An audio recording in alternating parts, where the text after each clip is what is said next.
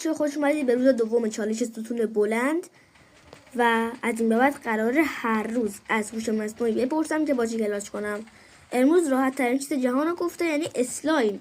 داخل موبایل اگه بخواید پلی بدید احتمالاً همتون میدونین که با اسلایم خیلی راحت میشه کلاش کرد. پس بریم که یک کلاش خوب داشته باشیم.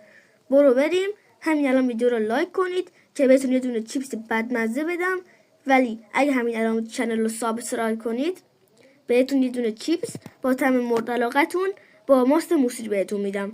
بریم برای ویدیو. بچه‌ها اینم خیلی ایزیه.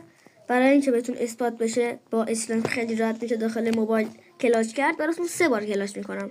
این اولی خیلی ایزیه اصلا. این دفعه میخوام از فاصله دورتر، یعنی بدوام بپرم بعد کلاش کنم، ولی تا حالا اونو امتحان نکردم. بریم ببینم میتونم یا نه. بریم. خیلی یعنی ایزی اسلایم کلاش واقعا.